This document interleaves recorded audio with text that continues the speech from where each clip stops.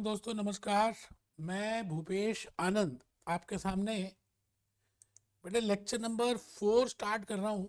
I have already delivered 3 lectures and in the last lecture I told you that lecture 3, lecture 4, lecture 5, lecture 6, lecture 7, ये जो 5 lectures हैं बेटे, ये relate एक ही बात को करते हैं, बट मैंने इनको 5 छोटे लेक्चर्स में बाइफिकेट किया। And specifically this lecture number 4 is very very precious, क्योंकि जो लेक्चर 3 में मैंने आपको बताया purchase cost, ordering cost, holding cost, stock out cost, बेटे उसका रिजल्ट अब आपको लेक्चर नंबर 4 ऑनवर्ड से मिलना स्टार्ट हो जाएगा, because I will be doing William J Baumol model. आज के इस लेक्चर में मैं आपको एक नया मॉडल कराने वाला हूं। आप बिल्कुल कमर सीधी कर लें और आप जल्दी से बेटे रजिस्टर आज कैलकुलेटर भी अपने सामने रखना है, so that you can do some calculations. ठीक है, तो आप रजिस्टर खोल चुके हैं, मैं ऐसा मान के चल रहा हूं, मैं this is my assumption. And account lecture number 4 is this F2 management accounting, accounting for material हम कर रहे हैं। मैं भूपेश आनंद आपसे आज एक बात कहना चाहता हूं कि इस दुनिया में जीतता वही है जो जीतता वही सिकंदर बनता है। आपके पास लाख रीजंस हैं एसीसी ना करने की, और एक छोटा सा रीजन भी हो सकता है एसीसी को फर्स्ट अटेम्प्ट में क्लियर करने के लिए, F2 मैनेजमेंट अकाउंटिंग। अब ये डिपेंड करता है कि आप किस चीज पे ज्यादा डिपेंड कर रहे हो। ठीक है सर, इन बातों पे मैं आ गया और लेक्चर नंबर 4 में दोबारा से एक बार कहा कि कमर सीधी करके बैठेंगे तो लाइफ में ज्यादा मिलने वाला है, इजी। बेटे मैं आज की कहानी में, वैसे तो लास्ट लेक्चर में I have already told you कि लेक्चर 3 1 और 2 में मैंने आपको बताया था, लेक्चर 1 में अकाउंटिंग फॉर मटेरियल, लेक्चर 2 में आई have told you the process of ordering, receiving end issuing. But lecture 3 में जो मैंने आपको बताया purchase cost, ordering cost, holding cost, और उसका टोमेटो की केस स्टडी से लॉजिकली प्रिपेयर किया। बेटे आज के इस लेक्चर में मैं ये कहना चाहता हूं, दिस इज लेक्चर नंबर 4 है ना। टोटल 5 लेक्चर्स हैं जो रिलेट करेंगे इन्हीं बातों पे। तो लेक्चर नंबर 4 आज हम शुरू कर रहे हैं। बड़ी प्यारी प्यारी सी बातें हैं जी, बड़ी प्यारी प्यारी सी बातें हैं इस लेक्चर नंबर 4 में। मैं लेक्चर नंबर 4 में 3 बातें बताऊंगा, that how I can calculate economic order quantity with the help of graphical method, tabular method. बेटे टेबुलर मेथड कैप्लान वीबी ने कवर नहीं किया, भूपेश आनंद बताएगा, बिकॉज आपको तभी लॉजिकली ज्यादा चीजें क्लियर होंगी। कैप्लान बीबीपी से भी ऊपर कहीं ज्यादा बताएंगे। बेटे तीन तरीके हैं in order to calculate the optimum quantity, the reorder quantity to be ordered, so that I can minimize my cost, so that I can minimize the material cost, inventory cost. The first is the economical method, the first is the graphical method, and I will tell you how to prepare the graph, and the second is the tabular method, and the third is the William J. Baumol models. तो ये सारी बातें हम discuss करेंगे और बड़ा ही अच्छा लगने वाला है आपको, मुझे ऐसा विश्वास है। तो मैं आ गया जी दोबारा से आपके सामने। इस समय कैप्लान को मैं आप बिल्कुल खोल चुका हूं, सो that you can get an idea कि भाई कैप्लान में भी है ना। तो लास्ट लेक्चर नंबर 3 में हमने ये डिस्कस किया था cost of carrying inventory, we have already discuss purchase cost, holding cost, और होल्डिंग कॉस्ट के क्या क्या एग्जांपल्स होते हैं, फिर ordering cost, cost of holding, ये लेक्चर नंबर 3 में मैंने ऑलरेडी बता दिया। ठीक है, अब मैं आज के इस लेक्चर के थ्रू आपको कुछ और बताने जा रहा हूं कि भाई आप इकोनॉमिक ऑर्डर क्वांटिटी कैसे कैलकुलेट करेंगे, and why we calculated on the basis of annually. हम एनुअली क्यों निकालते हैं और इकोनॉमिक ऑर्डर क्वांटिटी होती क्या है, ये बेटा मैंने आज बताना है लेक्चर नंबर 4 में। एंड ये जो ग्राफ इन्होंने बनाया, मैं एक एक ग्राफ को सेपरेटली बताऊंगा और उसके बाद बताऊंगा कि टोटल इन्वेंट्री कॉस्ट का फॉर्मूला ये कैसे डिराइव हुआ। कुछ रटना है ही नहीं, सिंबल्स अलग हो सकते हैं हमारे, लेकिन रटना कुछ नहीं है, लॉजिक यही है। विलियम जे बाउमल ने जो अजम्पशंस लिए उनको बताऊंगा। Demand will remain same, because आप कुछ भी करते हैं तो कुछ अजम्पशंस होंगी, we will discuss that. Now they have given one graphical method, but they have not explained it as per tabular. Bhupesh Anand बताएगा, फॉर्मूला बताया इन्होंने, भूपेश आनंद फॉर्मूला भी बताएगा, टेबुलर भी बताएगा, बड़ा अच्छा लगेगा।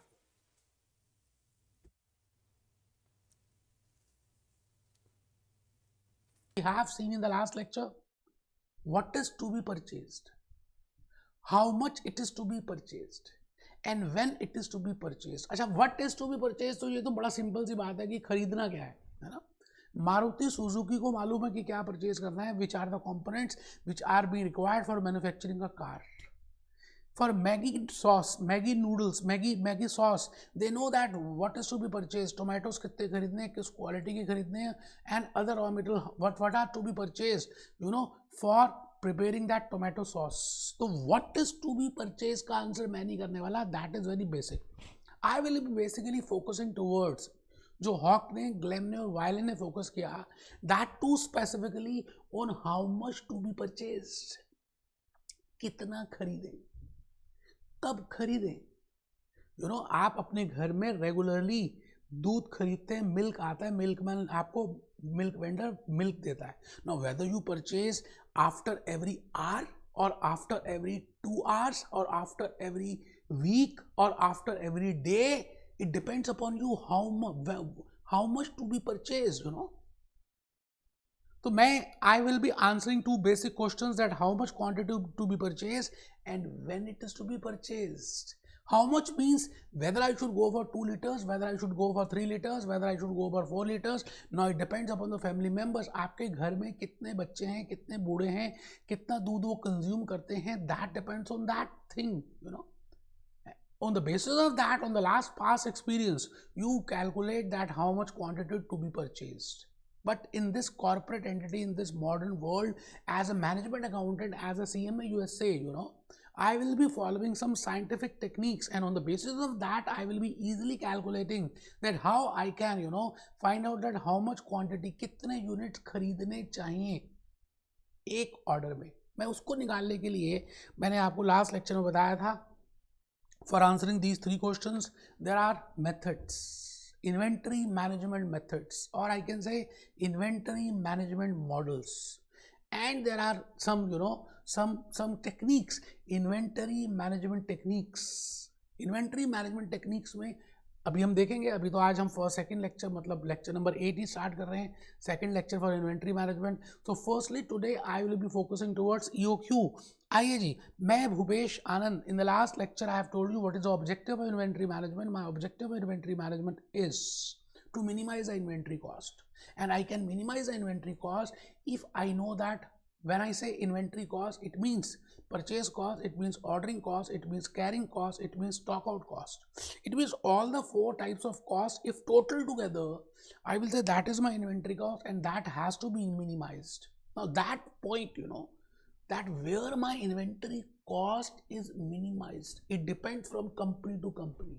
It depends from industry to industry, because it is a customized thing. बेटे, कितना खरीदना है, ये मेरे लिए कुछ अलग हो सकता है, आपके लिए अलग हो सकता है, अपोलो टायर्स के लिए अलग हो सकता है, डनलप टायर्स के लिए अलग हो सकता है, रेडियल टायर्स के लिए अलग हो सकता है, MRF टायर्स के लिए अलग हो सकता है, because it depends upon so many other factors. तो उसको निकालने के लिए आज हम 3 मेथड्स कर रहे हैं. वायले ने आपको ग्राफिकल मेथड भी बताया, टेबुलर मेथड, फॉर्मूला मेथड भी बताया. हॉक ने आपको टेबुलर मेथड बताया, एल्जेब्रिक मेथड बताया. तो मैं तीनों मेथड्स डिस्कस करने वाला हूँ. ग्लेम ने एक ही मेथड बताया, but I will be discussing all the 3 methods so that you can get an idea. तो चलिए जी, आप अपना रजिस्टर, वैसे तो बेटा नोट कर रहे हैं ना साथ साथ, you have to note it down. आप ये मत समझना कि आप बहुत बड़े बन गए, CMA USA का पेपर दे रहे हैं तो आपको नोट करने की जरूरत नहीं है, ऐसा कुछ नहीं है. मैं भूपेश आनंद आपको एक्सप्लेन करने के लिए कि ये मेथड्स क्या हैं, टेबुलर मेथड क्या है, what I mean by tabular, what I mean by graphical, what I mean by scientific, what I mean by Baumol's model, what I mean by algebraic method. मैं आज टमाटरों की मदद लेने वाला हूँ. टमाटर, हाँ, टोमेटोज के स्टडी करेंगे. बट एक मूवी आई थी, ये जिंदगी ना मिलेगी दोबारा, उसमें टमाटर से एक दूसरे को मारते हैं, याद है? कैटरीना कैफ थी बेटा उसमें, ऋतिक रोशन था. ये जिंदगी ना मिलेगी दोबारा. होगी कोई कंट्री जहां पर टमाटरों से खेलते हैं कुछ पर्टिकुलर पीरियड में. मैं आज उन्हीं टमाटरों की बात कर रहा हूं. मैं मैगी टोमेटो सॉस का मैनेजमेंट अकाउंटेंट हूं. I am a management accountant of Maggi and Maggi noodles, Maggi tomato sauces, and I want to find out that how much tomatoes should be purchased in one go. एक order में मेरी company को कितने टमाटर खरीदने चाहिए, so that I can minimise the cost. You getting my point? सब समझ रहे ना आप मेरी बात? सब समझ रहे हैं? बेटे टमाटरों की बात हुई तो मैं आपको थोड़ा सा बता दूं कि बेटे मैंने आपके लिए टमाटरों के लिए आपके सामने ये मैगी टोमेटो सॉस रख दिया है, सो दैट आपके माइंड में एक विजुअलाइजेशन स्टार्ट हो जाए कि ये टोमेटो सॉस बनानी है। तो आपको ये फाइंड आउट करना है कि भाई टोमेटो सॉस बनाने के लिए आपको टमाटरों की ज़रूरत है, और टमाटर खरीदने के लिए कितने टमाटर एक बारी में मैगी को खरीदने चाहिए, so that Maggi can tomato sauces Maggi company Maggi limited can minimise the inventory cost and hence can maximize the profit, EPS, MPS and the wealth. I think पूरी चेन आपको समझ आ रही है। तो आप एक मैनेजमेंट अकाउंटेंट है Maggi के, एक बच्चा कहता है सर मैं मैगी का, हाँ बेटे आपको मानना पड़ेगा, आप जो सोचेंगे वैसा हो ही जाएगा। Mind, there are two types of mind, one is conscious and second is subconscious. आपके पास you have that vision, you have that visualisation, आप जो सोचेंगे वैसा हो जाएगा, पूरी कायनात हेल्प करेगी आपकी उस चीज़ को देने के लिए, ठीक है। तो मैं आपको एक चीज़ और बता दूं, वैसे विकीपीडिया से मुझे बड़ा प्यार है, विकीपीडिया को भी मैंने देखा कि भैया टोमेटो क्या है, तो उसने टोमेटो की बड़ी सारी कहानी मुझे बता दी कि भाई टोमेटो की नस्ल कहाँ से आई थी, पहले साउथ अमेरिका में थी, फिर क्या हुआ, फिर क्या हुआ, और कहाँ से स्टार्ट किया इन्होंने, फिर मेक्सिको में आई, उसके बाद क्या पीपल्स थे, किस तरह से स्टार्ट किया, कौन सा कल्चर था, ये सारी बातें मुझे टमाटर के बारे में उन्होंने बताई। No doubt it is not so important, but just I want to give you an idea कि भाई टमाटरों के लिए आपको थोड़ा सा आइडिया होना चाहिए, so that you can get an idea. आज आपको, आज after this lecture you will be aware that how we have developed the formula. इसलिए मैंने थोड़ा सा विजुअलाइजेशन के लिए आपके सामने टमाटर रखे। आइए, अगर आपको अच्छा नहीं लगा तो कोई बात थोड़ी है, आइए बेटे आइए हम चल पड़े दोबारा से। Maggi tomato cost study, case study. मैंने यहाँ पे कुछ डाटास को अज्यूम किया है, that let these be datas, ठीक है। मैगी लिमिटेड को पूरे ईयर में जो डिमांड है, अज्यूम कर रहे हैं sir annual demand, annual demand, मैं एनुअल रिक्वायरमेंट की जगह डिमांड लिख रहा हूँ sir. Annual demand of tomatoes, of tomatoes, of tomatoes is 12,000 kg कह दें, लीटर्स कह दें, यूनिट्स कह दें, वैसे kg ज़्यादा बेटर है, हम kg लिखेंगे।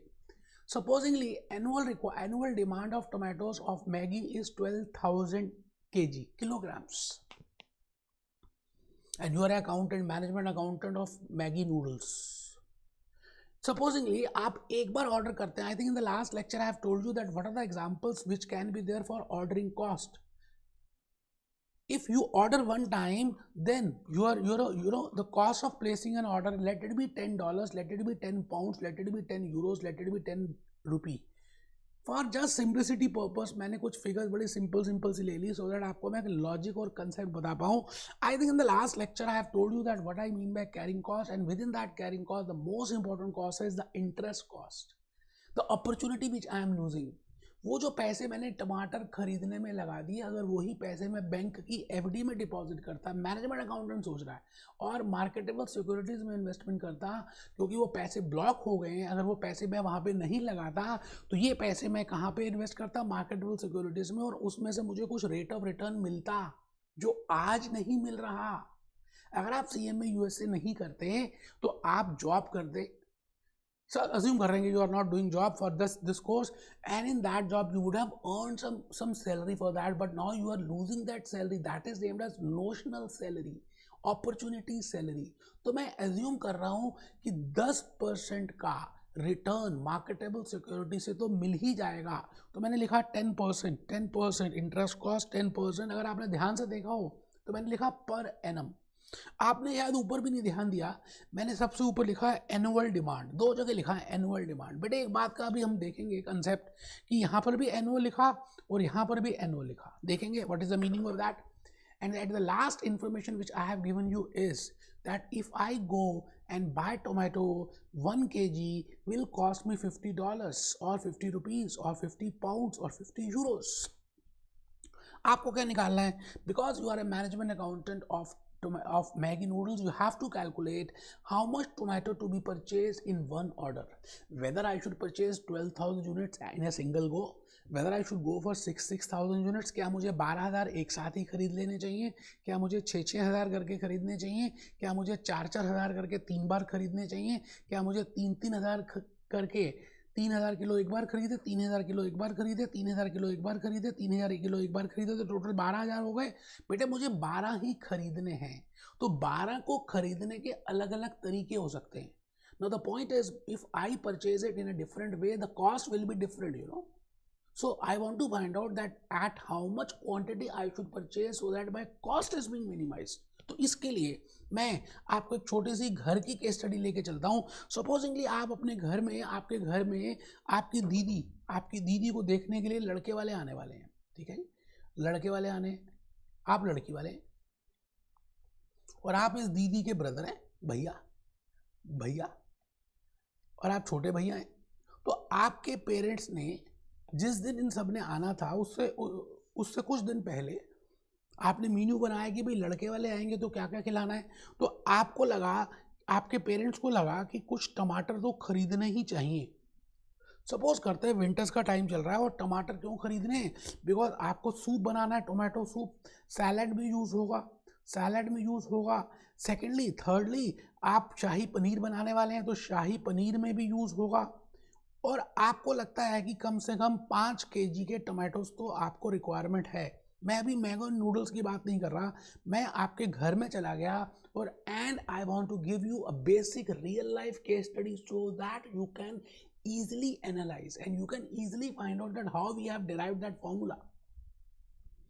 बेटे मैं 5 किलो टमाटर खरीदने की बात कर रहा हूँ, आप दीदी के भैया हैं, आपकी दीदी को देखने के लिए लड़के वाले आने वाले हैं, और आपको आपके पेरेंट्स ने कहा कि भाई हमें सैलड भी बनानी है, हमें टोमेटो सूप भी बनाना है, हमें शाही पनीर भी बनाना है, हमें ये भी बनाना है, हमें टोमेटो पूरी बनानी है। तो आपको कहा गया कि आपका नाम रामलाल है, आप रामलाल को कहा गया कि please go in the sabzi market and buy 5 kgs of tomatoes. आप चल पड़े बेटे थैला लेकर, थैला, हाँ बेटे आप अपने घर से थैला लेकर गए ना, क्योंकि पोस्ट कोविड है तो आपको सामान तो अपना लेके जाना पड़ेगा, तो आप थैला लेकर चले गए, ये थैला है ऐसा माने, और आप सब्जी मार्केट में चले गए, और सब्जी मार्केट में लोग खड़े हैं, ये वेजिटेबल वेंडर है और ये आवाज़ लगा रहा है टमाटर ले लो, टमाटर ले लो, टमाटर ले लो। बेटे अमेरिका में भी तो ऐसा ही होगा, वेजिटेबल मार्केट होगी, चाइना में वेजिटेबल मार्केट होगी, लंदन में वेजिटेबल मार्केट होगी, similarly in India also there is a vegetable market. इसको हम हिंदी में बोलते हैं सब्जी मंडी।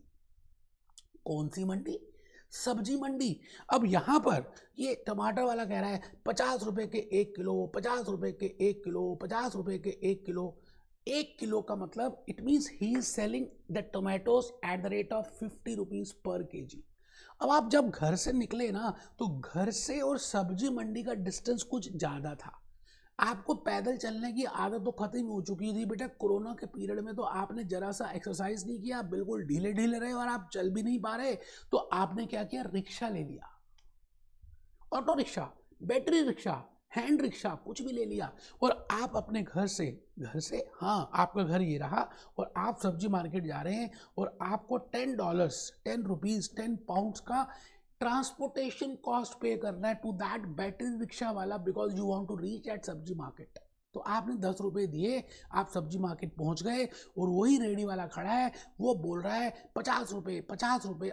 आप अचानक भूल गए कि आपको मम्मी ने 5 किलो टमाटर के लिए बोला था। बेटे आपको लगा शायद 1 किलो लेने, आपने 1 किलो टमाटर लिए और घर आ गए। मम्मी ने बहुत डांटा आपको, कहाँ ध्यान रहता है, क्या करता है, मोबाइल पे देखता रहता है, व्हाट्सएप करता है, ये करता है, वो करता है, ध्यान नहीं देता, फोकस नहीं करता। आपने बड़ी सारी बातें सुनी, और फिर मम्मी ने कहा जा 4 किलो टमाटर और लेकर आ, क्योंकि टोटल तो 5 किलो चाहिए थे। अब आप दोबारा से सब्जी मार्केट गए। अब आप ये बताइए, जब आप दोबारा से सब्जी मार्केट जाएंगे तो you have to pay again that battery rickshaw cost 10 rupees. You getting a point? The point which I want to tell you is that number of times you will go to that sabji market, vegetable market, the number of times you will place that order, जितनी बार आप order करेंगे आपको उतनी बार पैसे देने पड़ेंगे। अब आप दूसरी बार गए तो दोबारा 10 रुपये लगे, पहली बार गए तो 1 किलो लेकर आ गए तब भी 10 रुपये लगे। अभी हमें यही तो कैलकुलेट करना है कि एक बारी में जब आप जा रहे हैं तो कितने एक साथ ही खरीद लें कि हमारी कॉस्ट मिनिमाइज हो जाए। आप मेरी बात समझ रहे हैं? अब आप मुझे एक चीज़ और बताइए, जब आपको 4 किलो, आपने पहले 1 किलो टमाटर 50 रुपये में खरीदे, बट अभी आपको लगता है कि you want to buy 4 kgs of tomatoes ना। 4 kgs ऑफ टमाटो थोड़ी क्वांटिटी ज़्यादा है। क्या लगता है आप 50 रुपये पर केजी के भाव से ही ले लेंगे, उसको 200 रुपये, $200, 200 पाउंड, 200 यूरोज दे देंगे, और आप उससे कुछ नेगोशिएशन करेंगे? Because as a management accountant you should have some negotiation skills. आप नेगोशिएट करेंगे, भैया 4 किलो लेने हैं, भैया 4 लेने हैं, भैया कुछ पैसे कम लगाओगे, भैया कितने लगाओगे? आप एक रेट बोल के आ जाओगे और सोचोगे कि अभी आवाज आएगी, आपने कहा भैया मैं 40 रुपये पर जो केजी का दूंगा। अब आपने बोला, भैया ने कहा नहीं नहीं 45 लग जाएगा, आप 40 रुपये बोल के चल पड़े। अचानक आपने एक्सपेक्ट किया था कि उसकी आवाज आएगी, अच्छा ले लो, आ गई आवाज और आपने ले लिए। तो बेटे 40 रुपीज पर केजी के रेट से आपने 4 किलोग्राम के और टोमेटोज खरीद लिए। इट मीन्स आपकी परचेज प्राइस अब 40 रुपीज है, ना कि 50 rupees. It means, what I want to say here in this case, in this point, that if you go for a quantity, in that case generally you get sometimes some discount, that is named as quantity discount. So I will say that this purchase price, listen to me, ध्यान से सुनना बेटे, बहुत important बात बताने जा रहा हूं आपको। हॉक, ग्लेम, वाइले नहीं बताएगा। मैं कहता हूँ इस दुनिया में कोई भी नहीं बताएगा ये लॉजिक्स, ये बातें। आपको फॉर्मूला बता दिया जाएगा और फॉर्मूला आप रट लेंगे। बेटे पास कैसे होंगे जब तक आपको लॉजिक्स और कंसेप्ट क्लियर नहीं है। खाली डिग्री से सब कुछ होने वाला होता तो बेटा सब कुछ हो चुका होता, लाखों लोगों के पास डिग्री, और आप तो वैसे भी डिग्री बड़ी इंपॉर्टेंट ले रहे हैं। तो मैंने कहा जी परचेज प्राइस पर यूनिट पहले था 50 रुपीज, उसके बाद उसने 40 रुपीज लगा दिया। इट मीन्स बेटे कॉस्ट जो होती है ना उसका नेचर होता है। नेचर हमने पार्ट 1 में डिस्कस किया था कॉस्ट मैनेजमेंट में।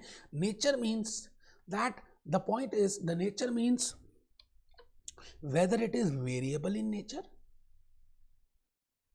whether it is fixed in nature, और whether it is semi variable in nature। आप बताइए फिक्स का मतलब क्या होता है? जैसे रेंट कॉस्ट एक फिक्स कॉस्ट है, आप यूज करें या ना करें, यू हैव टू पे that much amount of rent 100%, that is a fixed cost. Telephone cost, that is a fixed cost. Electricity cost, that is a fixed cost. But there are some costs which are variable. Raw material आप खरीदते हैं because it depends upon number of units. So I will say that cost which varies with production, जो cost production के साथ very करती है उसको तो वेरिएबल कॉस्ट बोलते हैं, और जो कॉस्ट फिक्स रहती है उसको फिक्स कॉस्ट बोलते हैं। मैं अज्यूम करता हूँ, जैसे आपको समझाने के लिए मैं बताऊँ कि मैंने 0 यूनिट्स बनाए, 1 यूनिट बनाया, 10 यूनिट बनाए, 100 यूनिट बनाए, 1000 यूनिट्स बनाए। मान लेते हैं कि यूनिट्स बनाए आपने, और मैं अज्यूम करता हूँ कि 1 यूनिट को बनाने के लिए 10 रुपये की कॉस्ट लगती है। 1 यूनिट को बनाने के लिए कॉस्ट पर यूनिट 10 रुपये लगेंगे बेटे, 10 रुपीज़, $10, 10 यूरोस, कुछ भी अज्यूम कर लीजिए, 10 10 10। तो आप बताइए पहले केस में तो 0 कॉस्ट लगी, total variable cost, total cost यहाँ पे तो 0 लगी, दिस कॉस्ट इज 0, यहाँ 10 रुपीज़ लगी, यहाँ 100 रुपये लगी, यहाँ 1000 लगी, और यहाँ पे 10,000 लग गई। अमेरिका में भी ऐसे ही होता है। आप ये बताइए the cost which varies in direct proportion with the production, that is named as variable cost. अगर आप इसको ड्रॉ करना चाहें तो बेटा ड्रॉ कर सकते हैं, इसको ड्रॉ कर सकते हैं। मैं आपको ड्रॉ करके दिखाता हूँ, एंड ड्रॉ करने के लिए we will be using X axis and Y axis. बेटा वाइले में उन्होंने ड्रॉ करके दिखाया है, इसलिए ध्यान से मेरी बात को सुनेंगे। मैंने तीनों बुक्स पढ़ी, उसके बाद ही तो आपकी कोचिंग दे रहा हूँ कि आपको मैं सब कुछ दे पाऊँ। वाइले ने क्या किया, इसको ग्राफिकली बताया। अभी जो मैं बताऊंगा उसी से यहाँ से निकलेगा बेटे। यहाँ पे मैंने लिखा नंबर ऑफ यूनिट्स। अच्छा, इसमें ना एक एक्सिस होती है एक्स और दूसरी होती है वाई। अच्छा, जनरली हम क्या करते हैं, इंडिपेंडेंट वेरिएबल, बड़ी काम की बात है बेटे, ध्यान से सुनना। Independent variable we generally take on X axis and we take dependent variable, we take on y-axis because we want to find out the relationship between two variables. Out of that, one variable is independent and second variable is dependent. Generally we take independent variable in y-axis and dependent variable in independent variable in x-axis and dependent variable on y-axis. आप उल्टा भी कर सकते हैं, but हम generally ऐसा कहते हैं, इसलिए इसका नाम है y on x. आप बताएं कि मैं यहां पर यूनिट्स प्रोड्यूस्ड एक्स एक्सिस में ले लेता हूं और total variable cost Y axis में ले लेता हूं, बिकॉज मेरे पास इंडिपेंडेंस है कि मैं कितने यूनिट्स प्रोड्यूस करूं. I have the independence. So units produced is independent variable and variable cost is dependent on that. That is dependent variable. तो मैं यहाँ पर total variable cost y axis में ले रहा हूँ, units purchase x axis में ले रहा हूँ. बेटे इस तरह का 45 डिग्री का एंगल बनेगा. As we increase the number of units produced, my cost will increase. As I increase, my cost will increase. As I will do, my cost will increase. तो मैं इसको कहता हूँ this type of cost is named as variable cost. इसी तरह से अगर हम ज़्यादा ना करें, थोड़ा सा मैं बताऊँ कि आप 0 यूनिट्स बना रहे हैं, बेटे ये बाकी सब लॉजिक्स में, बाकी सब सेक्शंस में भी यूजफुल रहेगा, इसलिए थोड़ा सा ध्यान से देखें. 1 यूनिट बना रहे हैं, 10 यूनिट बना रहे हैं, 100 बना रहे हैं, 1000 यूनिट्स बना रहे हैं. ये जो यूनिट्स हैं बेटे, अब टोटल फिक्स कॉस्ट अज्यूम करता हूँ, आप बनाएं या ना बनाएं, 10,000 रुपये डॉलर्स की है, 10,000 रुपीज़ की है, 10,000 यूरोज की है, 10,000 rent cost, it is fixed. Assume कर रहे हैं factory rent is fixed, whether you produce it or not, you have to pay 10,000 rupees, $10,000 to that owner, to that landlord. So the cost which does not vary with production, that is fixed cost. ये बात समझ आई. अच्छा, इसका अगर हम graph देखें तो कैसे बनेगा, आपको क्या लगता है बेटे? अगेन y on x बनाएं और यहाँ पर मैं यूनिट्स ले लूँ, यूनिट्स डिमांडेड ले लूँ और यहाँ फिक्स कॉस्ट ले लूँ, तो बेटे कुछ इस तरह से पैरेलल लाइन आएगी टोटल फिक्स कॉस्ट की. आपने पार्ट 1 के मैनेजमेंट अकाउंटिंग में कॉस्ट मैनेजमेंट में किया होगा. एक बच्चा कहता है सर हम कॉस्ट मैनेजमेंट कर रहे हैं. मैंने कहा नहीं बेटे, कॉर्पोरेट फाइनेंस कर रहे हैं, वर्किंग कैपिटल कर रहे हैं, इन्वेंट्री मैनेजमेंट कर रहे हैं. और भूपेश आनंद आपको लॉजिक बताने की कोशिश कर रहा है. कुछ बच्चे यहाँ पर ढीले बैठे. बेटे कमर बिल्कुल सीधी होनी चाहिए, आपकी ईमानदारी से बैठ के पढ़ेंगे तो ज़्यादा बातें समझ आएंगी. ऐसे ढीलों से कुछ होने वाला नहीं है बेटा. ये मेरा प्यार है कि मैं आपको डिटेल में समझाने की कोशिश कर रहा हूँ कि I want to tell you that purchase cost per unit per KG of that tomato is not fixed because it depends upon the quantity. It is not variable, rather it is semi-variable.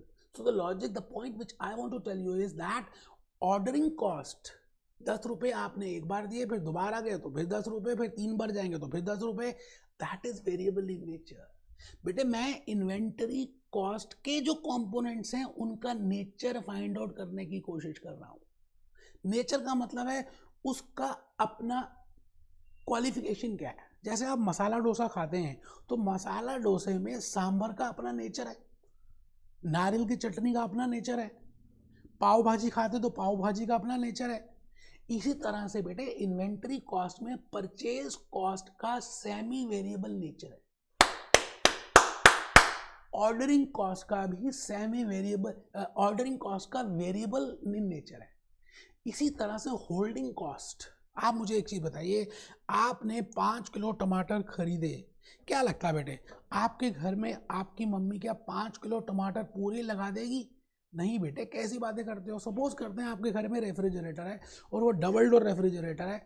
आप क्या करेंगे, 5 KG of tomatoes में से कुछ tomatoes तो kitchen में चले जाएंगे, उसी समय मम्मी उसका कुछ सूप सैलड वगैरह जो बनाना है 2-3 किलो लग गए, 3 किलो तो यहाँ ही लग गए.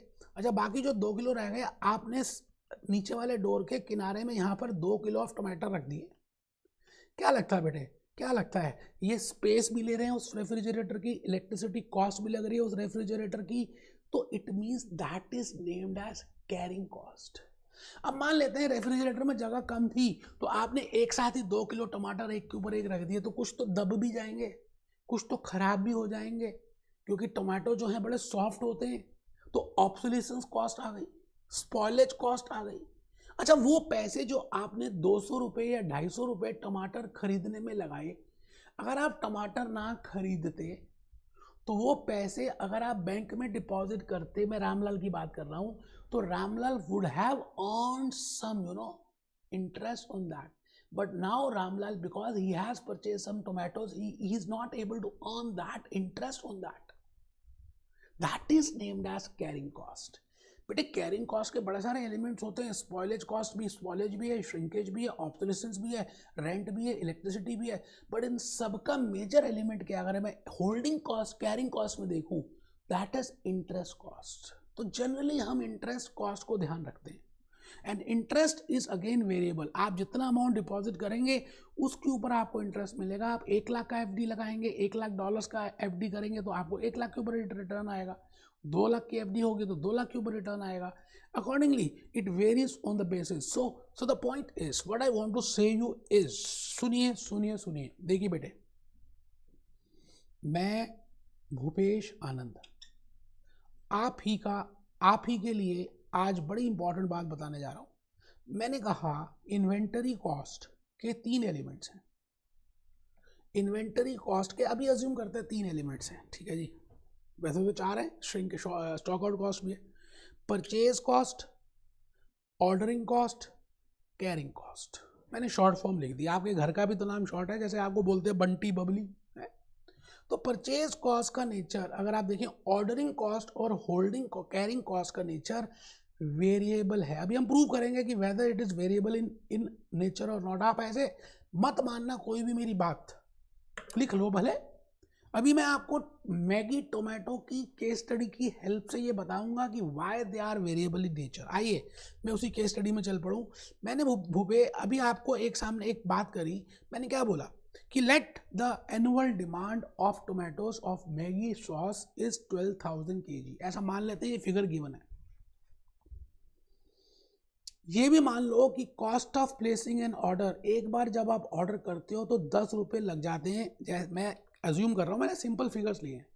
And again assume that if you invest 100 rupees in a bank और in a marketable security, you could have earn 10% rate of interest on that per annum. So let it be carrying cost be 10% per annum, and I think stock out cost is not given to me. Only these 3 elements are given to me, and I have to find out. और मुझे निकालना क्या है कि कितने units मुझे एक बारी में खरीदने चाहिए. बेटे उसको निकालने के ना, मैंने अभी बताया 3 मेथड्स होते हैं. आप अभी भूल जाइए कौन सा मेथड है. मैं तो एक छोटा सा आपको टेबल बना के दिखा रहा हूँ. आपने मुझे बताना है कि आपके हिसाब से इस टेबल को भरना है. फिलिंग द ब्लैंक है. आप बनाइए बेटे रजिस्टर में, ये टेबल बनाइए. बड़ा इंपॉर्टेंट टेबल है. ये टेबल आपकी मदद करेगा लॉजिक्स और कंसेप्ट को एक्सप्लेन करने में और how much to be purchased in one order को बताने में. मैंने पहला कॉलम आपको दे दिया और वो इन्फॉर्मेशन दे दी. Annual requirement 12,000 kg, annual demand 12,000 units की है. अब बेटे मुझे 12,000 ही खरीदने हैं बस पूरे साल में, 12 महीने में 12,000. तो ऐसा भी तो हो सकता है कि मैं 12,000 एक साथ ही खरीद लेता हूँ, या मैं 6,000 एक बार और 6,000 एक बार, 2 बार 6,000 करके खरीदता हूँ, या मैं 4,000 4,000 4,000 3 बार परचेज करता हूँ, या 3,000 3,000 3,000 3,000 4 बार 3,000 परचेज करता हूँ. But I am not aware that how much quantity I to purchase in one order. That is to be calculated. तो मैंने क्या किया, पहला कॉलम अगर आप ध्यान से देखें तो मैंने उसी को लिखा है, quantity in one order, quantity ordered in one order. आपने एक ऑर्डर में कितनी क्वांटिटी ऑर्डर्ड कर दी, quantity ordered in one order. आपने एक ऑर्डर में कितनी क्वांटिटी ऑर्डर्ड कर दी. अज्यूम करते हैं कि आपने एक बारी में 3,000 यूनिट्स खरीदे. अच्छा, खरीदने कितने हैं टोटल? 12,000. अच्छा, अगर आप 3,000 करके खरीदेंगे तो आप मुझे बताइए कितने ऑर्डर करेंगे? 4 बार ऑर्डर करेंगे. इसी तरह से अगर आप 4,000 यूनिट खरीदेंगे तो 3 बार ऑर्डर करेंगे, 6,000 करके खरीदेंगे तो 2 बार ऑर्डर करेंगे, और एक ही बार 12,000 खरीदेंगे तो एक ही ऑर्डर में काम हो जाएगा. जैसे मैंने कहा था 5 किलो टमाटर एक ही बार लेते तो दोबारा थोड़ी जाना पड़ता सब्जी मार्केट में. There is no need to pay again 10 rupees on that to battery rickshaw वाला. You getting a point? So let it be like this, that if you want to purchase 3000 units in one order, then you have to place your order 4 times, similarly 3 times, similarly 2 times, and similarly 1 time. And for placing an order 1 time, 10 rupees is the cost. So I am multiplying with 10, I am multiplying with 10, I am multiplying with 10, and I am multiplying with 10, and that comes to 40, let it be dollars, let it be rupees, that comes to 30, that comes to 20, and that comes to 10, बड़ी simple सी बात है। आप बताइए, calculator आपके पास है, निकाल लीजिए बेटे, निकालिए बेटे। फर्स्ट अटेम्प्ट में पास होना है CMA USA पार्ट 2, पहली बार, पहला प्यार, पहली बार ही पास होकर दिखाएंगे।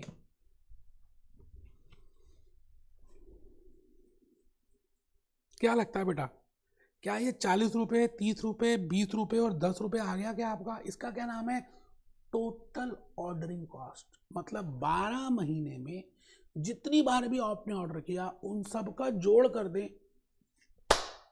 अगर 3-3 हज़ार करके ऑर्डर किया तो 4 बार ऑर्डर किया तो 40 रुपये लगेंगे, $40 लगेंगे, 40 पाउंड्स लगेंगे, 40 यूरोज लगेंगे। और अगर आपने 4-4 हज़ार यूनिट खरीदे होते तो 3 बार खरीदते तो 30 रुपये लगेंगे, $30 लगेंगे, 30 यूरोज लगेंगे। Similarly I have calculated 20 and 10। Okay, मैं आ गया जी ऊपर थर्ड कॉलम। बेटे कॉलम, एक बच्चा था अभी तक कॉलम ही ढूंढ रहा है, कितने कॉलम है, उसके थप्पड़ मारने का मन कर रहा है। 5 कॉलम है, बनाओ, टेबल बना लो। पहला कॉलम है quantity to be ordered in one order, दूसरा कॉलम है ऑर्डरिंग कॉस्ट, तीसरा कॉलम है परचेज कॉस्ट, वही 3 कंपोनेंट्स। फोर्थ कॉलम है होल्डिंग और कैरिंग कॉस्ट। कैरिंग लिख देते हैं, कोई ऐसी बात थोड़ी है, आप नाराज मत हो बेटे, मैं कैरिंग लिख देता हूँ।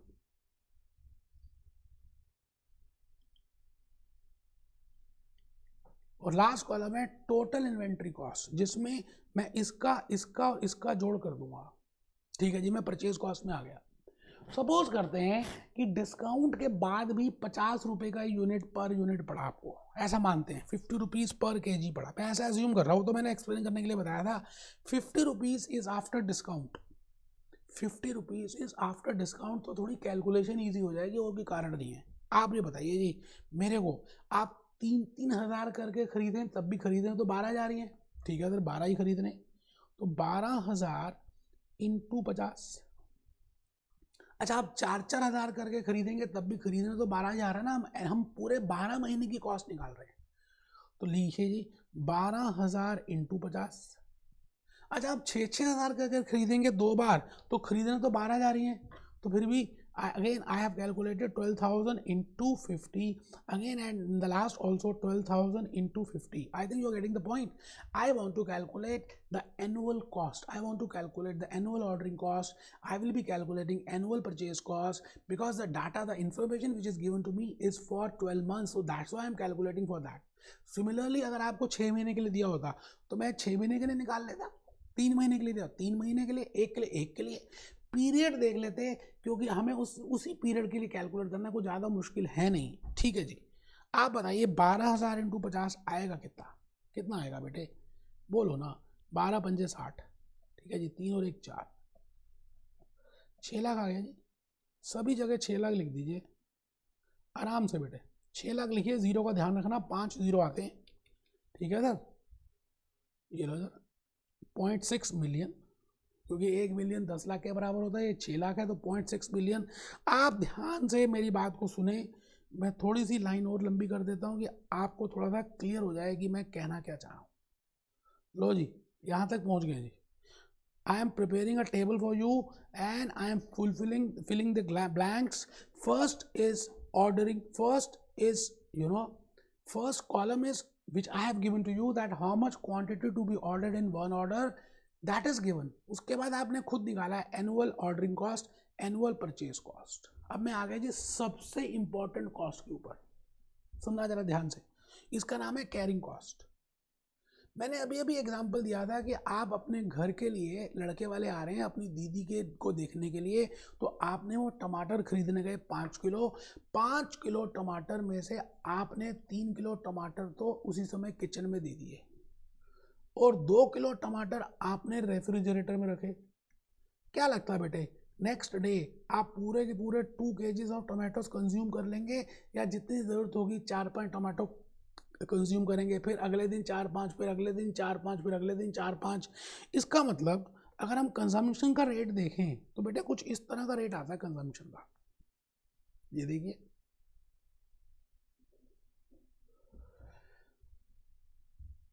यहाँ पर 5 kg ऑफ टोमेटोज थे, धीरे धीरे धीरे धीरे 4 रह गए, 3 रह गए, 2 रह गए, 1 रह गया, और फिर एक दिन 0 ही रह गए बेटा, 0 kg ऑफ टोमेटोज आ गए। अब बेटे कैरिंग कॉस्ट मतलब है कि आपने कितने यूनिट्स को होल्ड किया, कैरी किया, अभी कंज्यूम नहीं हुए, अभी आपने उसको फैक्ट्री में नहीं दिया, वो अभी आपके स्टोर्स डिपार्टमेंट में पड़ा है। सुनना बात को जरा, अब स्टोर्स डिपार्टमेंट में एक तरह का सामान नहीं रहता, वो धीरे धीरे धीरे धीरे रिप्लेनिश होता है, मतलब धीरे धीरे कम होता है। इसका मतलब जैसे मैंने यहाँ टमाटर के एग्जाम्पल से आपको बताया कि पहले 5 किलो थे, पहले 2 किलो थे, फिर 5, पहले 5 थे, 3 यूज हो गए, फिर उसके बाद 3 टमाटर हुए, फिर 3। अब बेटे हर रोज की कैरिंग कॉस्ट निकालना तो बड़ा मुश्किल काम है, क्योंकि हर रोज यूनिट्स अलग अलग हैं। मैं हाथ ऊपर कर चुका बेटे, बात समझ आ रही है? मैंने कहा it is next to impossible that you can calculate the carrying cost per day for the units. It will be a cumbersome job, difficult job. तो हम क्या करेंगे, क्या करना चाहिए बेटे? प्रोबेबिलिटी का एक रूल है, वो ये कहता है कि जब भी कोई दिक्कत आए तो आप ऑन एन एवरेज कैलकुलेट कर लो। ऑन एन एवरेज, हाँ, अगर आप मैथमेटिकली भी देखें, if you want to calculate per day cost तब भी सेम आएगी। तो हमारे को एक लॉ ऑफ प्रोबेबिलिटी का कंसेप्ट यूज़ करके हम क्या करेंगे, जो ओपनिंग था और जो क्लोजिंग था उसको 2 से डिवाइड करके एवरेज कैलकुलेट कर लेंगे।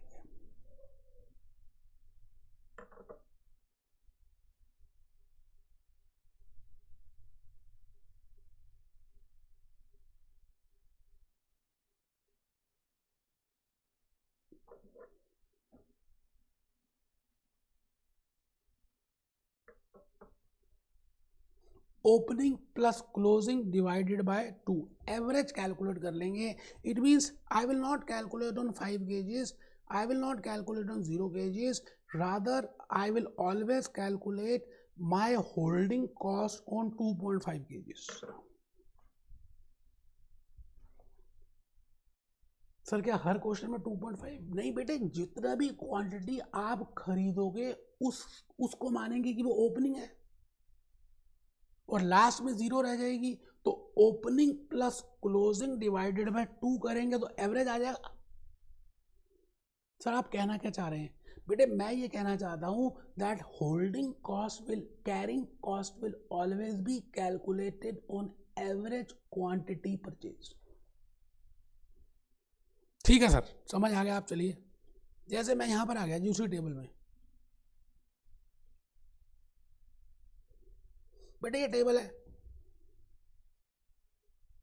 मैंने 3000 यूनिट्स खरीदे बेटे पहले ऑर्डर में, तो कैरिंग कॉस्ट भी तो 3000 पे नहीं लगेगी, एवरेज पे लगेगी बेटे।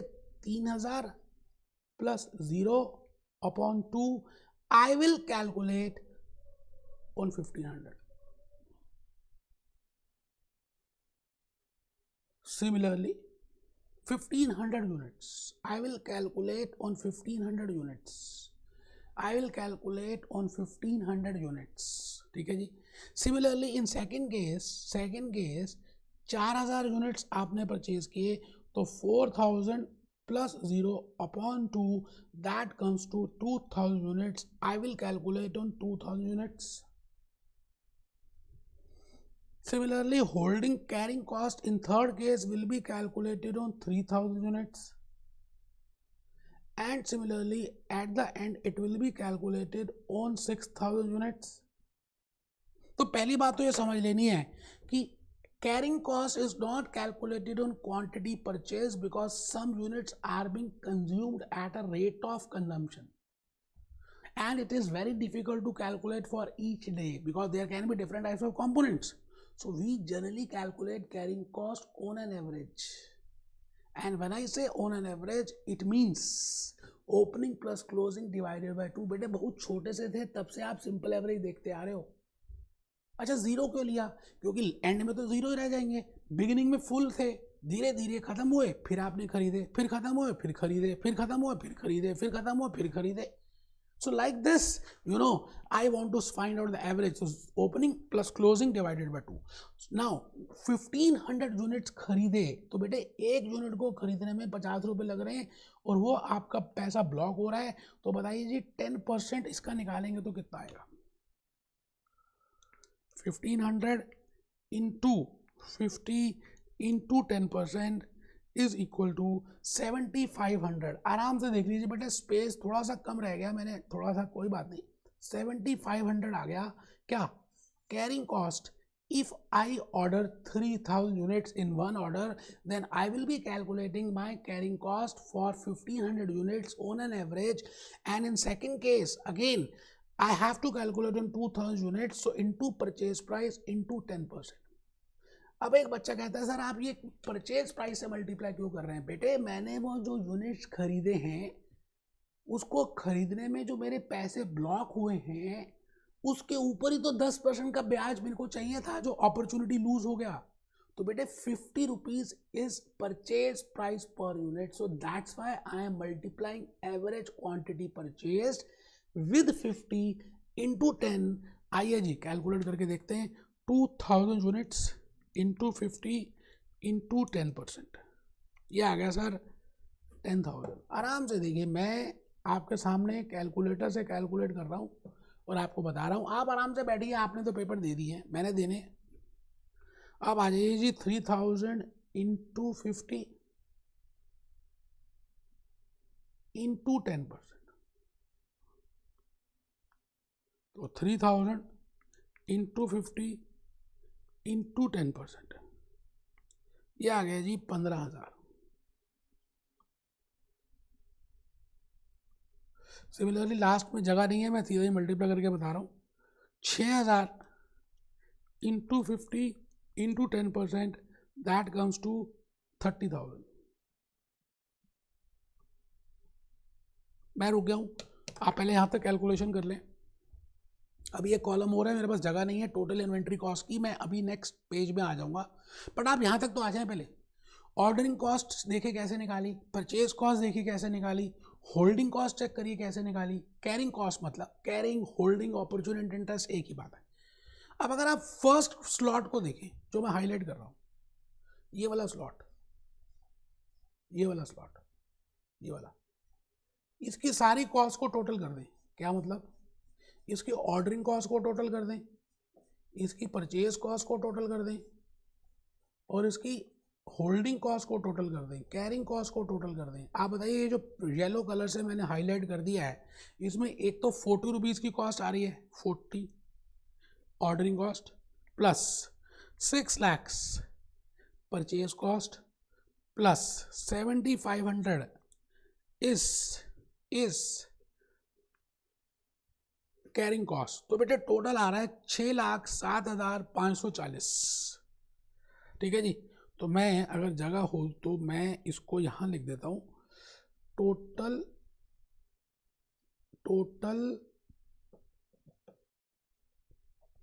Inventory cost if I purchase 3000 units, number of units purchased in one order. अब एक बच्चे को नींद आ रही है, थप्पड़ मारने का दिल कर रहा है, मैं यहाँ लॉजिक बता रहा हूँ और आपको नींद आ रही है। 4000 यूनिट्स, 6000 यूनिट्स और 12000 यूनिट्स।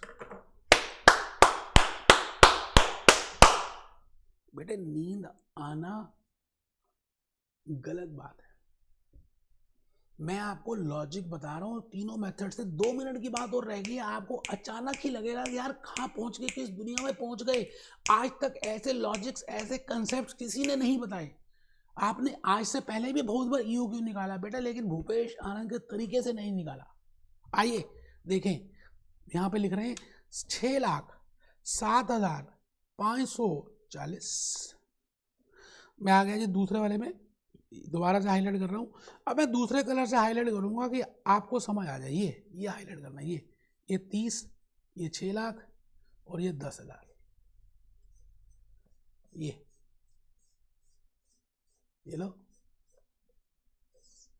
लो, ठीक है जी। तो 30 रुपया लिख लीजिए प्लस 6 लाख प्लस 10,000, ये आ गया जी 6,10,030, 6,10,030, 6,10,030. It means this is my total inventory cost if I purchase 4,000 units in one order. ठीक है सर। अब आ जाइए थर्ड केस, दोबारा से उसको मैं येलो कलर कर रहा हूँ, थोड़ा दिखता है। ये 20 रुपये है बेटा, ये 15 है, ये है बेटे। तो कर देते हैं 20 रुपीज़ प्लस 6 lakhs प्लस 15,000, बेटे ये आ गया 6,15,020, 6,15,000, 15,020। मैं आ गया जी लास्ट में, when I purchase 12,000 units in a single go, 10 plus 6 lakhs plus 30,000, ये आ गया जी 6 लाख 6,30,010, 6,30,010। बेटे मैंने वो फिगर्स जो है ना आर्बिटरली ऐसे ही सोच ली थी, इसलिए कुछ आप टेंशन मत लें अमाउंट को लेकर। अमाउंट हमने ठीक कैलकुलेट किया है, बट लॉजिक क्या है आप देखिए। इन्वेंटरी कॉस्ट अगर आप पहले केस में देखें तो 6,07,540 है, दूसरे केस में देखें तो 6,10,030 है, तीसरे केस में देखें तो 6,15,020 है, और फोर्थ केस में देखें तो 6,30,010 है। इट मीन्स सबसे कम जो इन्वेंटरी कॉस्ट है वो पहले केस में है मेरे बेटे। अभी गाना भी दिखा रहा हूँ, आप टेंशन मत लें, आलिया भट्ट का गाना दिखाऊंगा, अभी रुकिए तो सही एक सेकंड। इट मीन्स यहाँ पर आंसर क्या आना चाहिए, that I should buy 3,000 units in one order in order to minimize the cost. But क्या मैंने इसके लिए इतनी बड़ी केस स्टडी की होगी? नहीं बेटे, मैं आपको कुछ और बताना चाह रहा हूं। आप उस टेबल में आ जाइए और देखिए, ध्यान से देखिए कि यहाँ पर भी आप 3-3 हज़ार करके खरीदें तब भी 6 लाख की कॉस्ट आ रही है, आप 4-4 हज़ार के करके खरीदें तब भी 6 लाख 6 लाख 6 लाख। अगर आप ध्यान से देखें तो आपको एक बात दिखेगी कि ये जो कॉलम है ना परचेज कॉस्ट का, ये जो कॉलम है, अगर आप देखें कितने भी यूनिट्स आप परचेज कर लें, whether you purchase 3,000 units in one order or you purchase 4,000 units in one order or you purchase 6,000 units in one order or you purchase 12,000 units in one order, your purchase cost is same. आपकी purchase cost बिल्कुल same है। तो बेटे it is not the important factor because I have just told you that purchase cost is semi variable in nature. अब समझ आ रहा है मैंने क्यों बताया थे सारे डायग्राम्स? अब मैं कंक्लूड कर रहा हूं, इस समय आपकी स्पाइनल कॉर्ड बिल्कुल सीधी होनी चाहिए और ठीक तरह से आप टेबल चेयर में बैठ के मेरे को सुन रहे हैं। मैं कंक्लूड कर रहा हूं बेटे अपनी केस स्टडी को, मैगी केस स्टडी को कंक्लूड कर रहा हूं। मैं ये कहता हूं that I should not consider purchase cost because that purchase cost is same irrespective of the number of units I will order in one order. So I should only consider two costs which are varying with the number of units ordered, that is ordering cost and second is holding cost, carrying cost. आप देखिए carrying cost और holding, अगर आप ordering cost को देखें तो पहले case में कितनी, पहले केस में कितनी 40, फिर कितनी है 30, फिर कितनी है 20, फिर कितनी है 10। बेटे ये तो मैंने आर्बिटरली फिगर ले लिया ना, आप लैक्स में देखेंगे तो ये आपको ज़्यादा डिफरेंस समझ आएगा। मैं खाली नेचर बताना चाह रहा हूँ that ordering cost is variable in nature. जितने नंबर ऑफ ऑर्डर्स बढ़ते जाएंगे आपकी ऑर्डरिंग कॉस्ट बढ़ती जाएगी। आप देखिए यहाँ पर 4 ऑर्डर्स हैं, 3 ऑर्डर्स हैं, 2 ऑर्डर्स हैं, 1 ऑर्डर है। It means as number of orders increases my ordering cost will increase and ordering cost is variable in nature. Similarly with holding cost, just have a look on this. My holding cost my holding cost is 7,500 in first case, 11,000, 10,000 in third case, 15,000 in third case, and 30,000 in the last fourth case. It implies that my carrying cost also varies with the number of units purchased. It is also a variable in nature. So if I want to minimize my inventory cost, ये golden words हैं जो मैं बोल रहा हूँ, अगर मैं अपनी inventory cost को minimize करना चाहता हूँ तो मुझे फिक्स कॉस्ट पे ज़्यादा ध्यान देना चाहिए या वेरिएबल कॉस्ट पे ध्यान देना चाहिए? बेटे वेरिएबल पे, क्योंकि फिक्स तो फिक्स्ड ही है। समझ रहे हैं मेरी बात को? मैं आपसे ये कह रहा हूँ, ये जो मेथड मैंने किया इसका नाम है टेबुलर मेथड। इस टेबुलर मेथड से we have calculated that we should order 30,000 units in one order. This is tabular method. But अब मैं जो कराने जा रहा हूँ इसी का मैं आपको ग्राफिकल मेथड से बताऊंगा जो वायले में गिवन है। एक्स एक्सिस में हम इंडिपेंडेंट वेरिएबल लेते हैं, तो मैंने ले लिया quantity ordered in one order. As per my example 3,000 units, 4,000 units, 6,000 unit, 12,000 unit. As per my example if you see, अगर आप देखें तो 3,000 में 40 रुपये है, 4,000 में 30 रुपये है, 40 यहाँ 40 है, अज्यूम कर रहे हैं 30, 20, 10। आप मुझे ये बताइए कि इसका अगर मैं ग्राफ बनाना चाहूँ तो यहाँ पर आएगा बेटे, ये आएगा ग्राफ, ये पहला आएगा, ये फर्स्ट आएगा, ये सेकंड आएगा, ये थर्ड आएगा, ये फोर्थ आएगा, और इनको अगर मैं टच कर दूं तो I think my curve will be like this. कोई है माइका लाल जो आपको इस तरह से बताता हो? बेटे भूपेश आनंद ने आपको 3 मेथड से बताना है, अभी ऐसे चुटकियों में काम हो जाएगा। अगर आप होल्डिंग कॉस्ट को देखें, if you want to draw the holding cost, carrying cost, तो आप मुझे बताइए, again I have taken independent variable on X axis, तो 3,000 units, 4,000 units, 6,000 units, 12,000 units.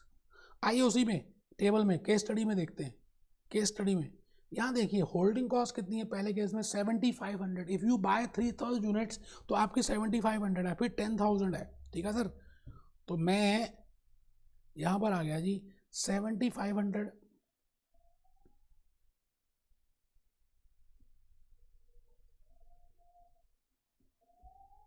7,500,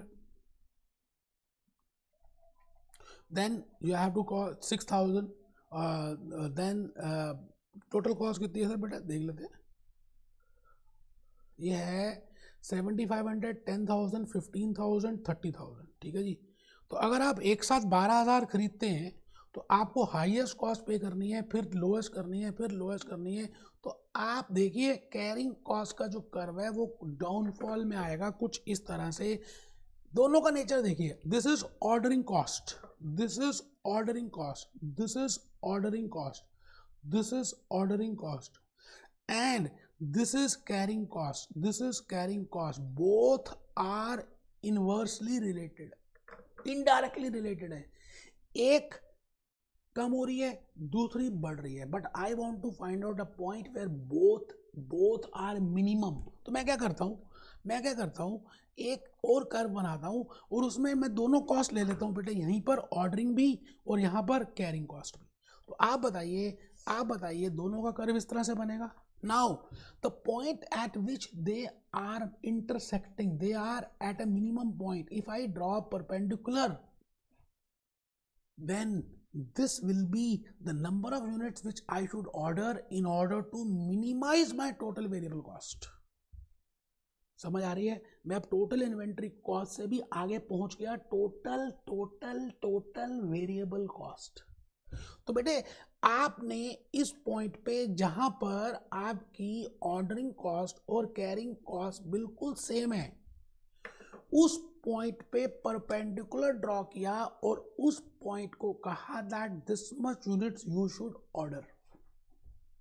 So this is graphical method which is given to me in Wiley. Now again I am coming to Glemm, Wiley and Hawk because they have given you one algebraic Baumol's model. बेटे मैं आपको आज ये बताऊंगा कि वो बाउमल्स का model आया कैसे, डिराइव कैसे हुआ। अभी आपने देखा the point where my total ordering cost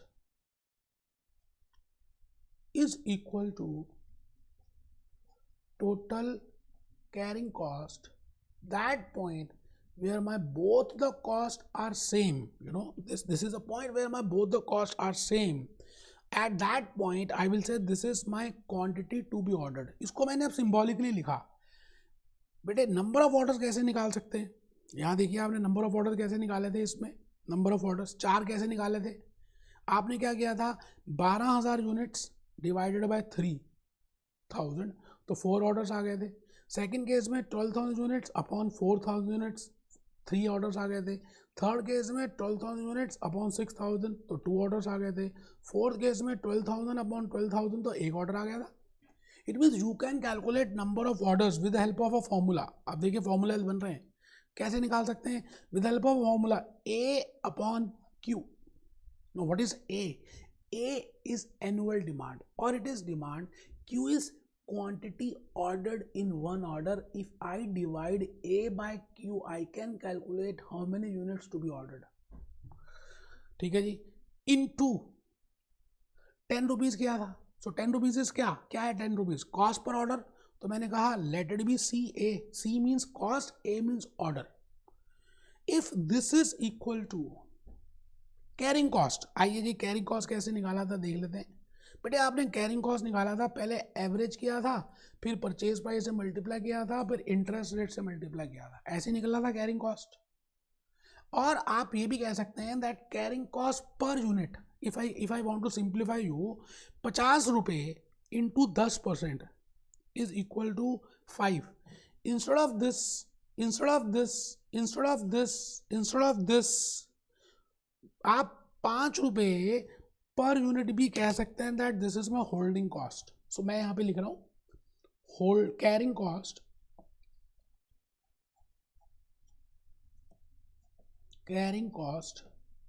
total carrying cost is equal to average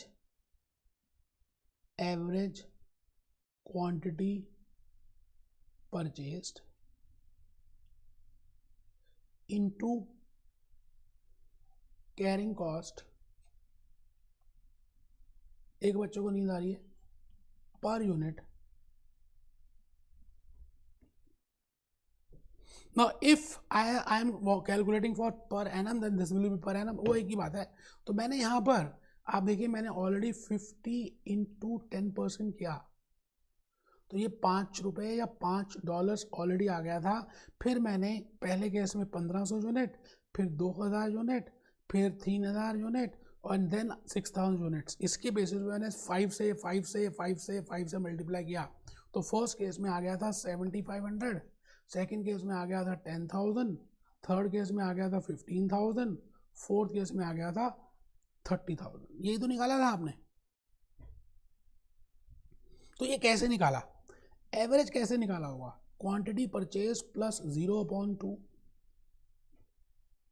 and let this be CH carrying cost 5 रुपये per unit, let it be carrying cost holding cost per unit. तो मैंने यहाँ पे लिखा है इसको, इसी फॉर्मूले को लिख दिया।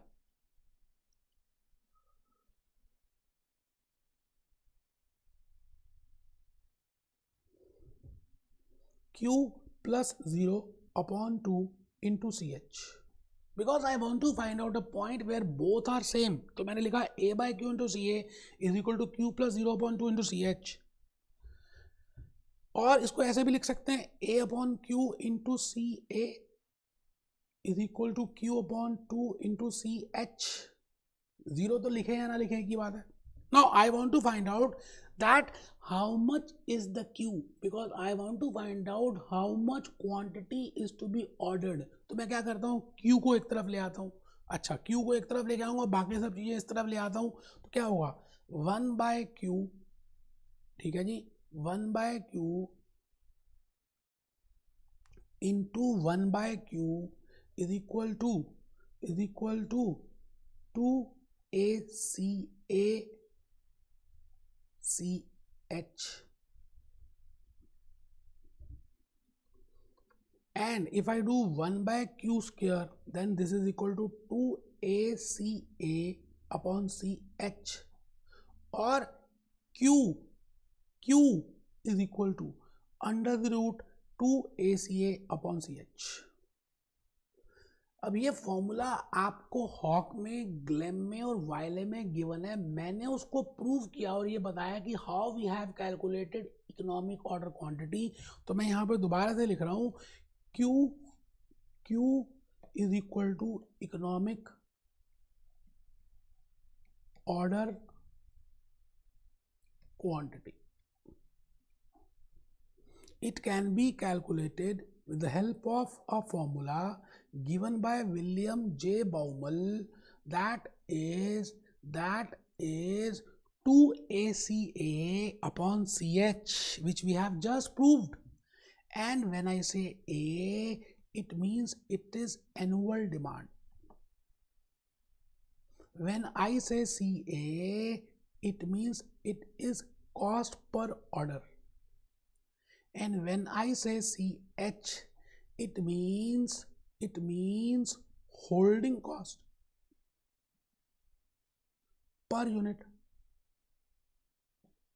अब देखिए हॉक ने क्या किया, इस CA की जगह A सिंबल यूज कर दिया, CH की जगह K कर दिया। तो कोई टेंशन वाली बात नहीं है, मैंने उसको भी यहाँ पे करके दिखा दिया है। पहले आप यहाँ पर आ जाएं और इसी फॉर्मूले के बेसिस पे देखें कि 3000 यूनिट्स आ रहे हैं या नहीं आ रहे।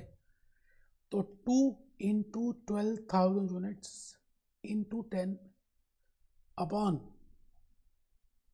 5 अंडर द रूट। चलिए जी कैलकुलेटर से करते हैं।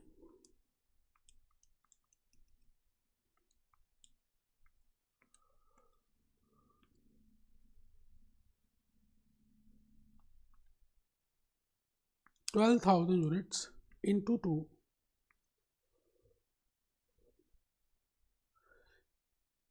into 10 divided by 5 under the root. तो मैं आपके सामने आ गया हूं दोस्तों। मैंने आपको 3 मेथड्स बताए हैं, and on the basis of these 3 methods we can easily calculate. यहां देखिएगा, ये आपके हॉक ने यूज किया है।